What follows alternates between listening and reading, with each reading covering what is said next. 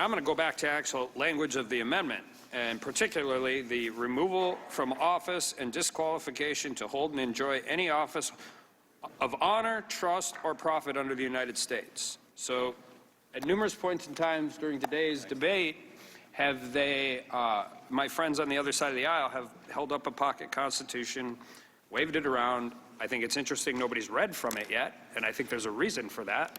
But I'm going to read from the Constitution. And if we want to talk about Article 1, which we're so fond of, then let's go to Article 1, Section 2, Clause 5. The House of Representatives shall choose their Speaker and other officers and shall have the sole power of impeachment.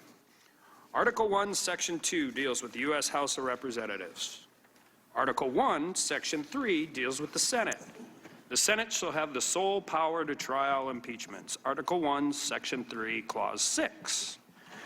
Judgment in case of impeachment shall not extend further than to removal from office and disqualification to hold and enjoy any office of honor, trust, or profit under the United States. Article 1, Section 3, Clause 7.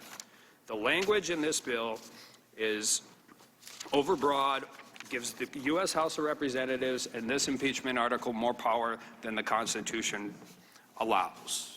We have heard through the course of this investigation, when we have complained about process, when we have talked about secrecy, when we have not been allowed to use minority rights, that this is more akin to a special counsel. Adam Schiff has referred to himself as a special counsel, or it's more akin to an investigation or a grand jury.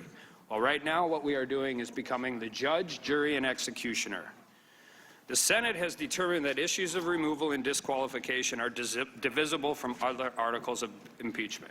Essentially, what happens in the Senate is there is a 2/3 vote if an impeachment is granted, and then a simple majority in which to say whether they're going to hold from other office. And while the House has the sole power of impeachment, the Senate also provides the Constitution also provides that the Senate has the sole power to trial impeachment. I don't want to get in front of Matt. The Constitution describes the Senate's conviction power, which allows the Senate to remove an official from office, and disqualification of that official from holding future office. The Democrat articles of impeachment state the president should be removed from office and disqualified to hold future office. The House has no constitutional authority to include this language that suggests the president should be removed from office.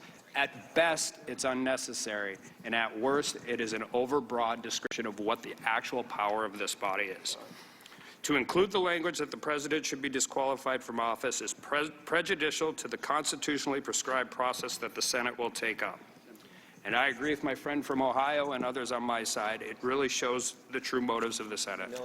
It's circular how this has all gone. It started in 2016. Now we're back to 2020. In the middle, we had, again, collusion, conspiracy, obstruction, quid pro quo, bribery, extortion, all of these other crimes. We have come to the nebulous part of this. There have been a lot of smart lawyers on my friend's side, on the other side of this case. So I can't imagine this is an omission. And what we are truly doing is taking power away from the United States Senate, which is at their sole discretion. You have the right to proceed with this. We know this. And we've seen how this has gone. It's been fast-tracked and railroaded since day one.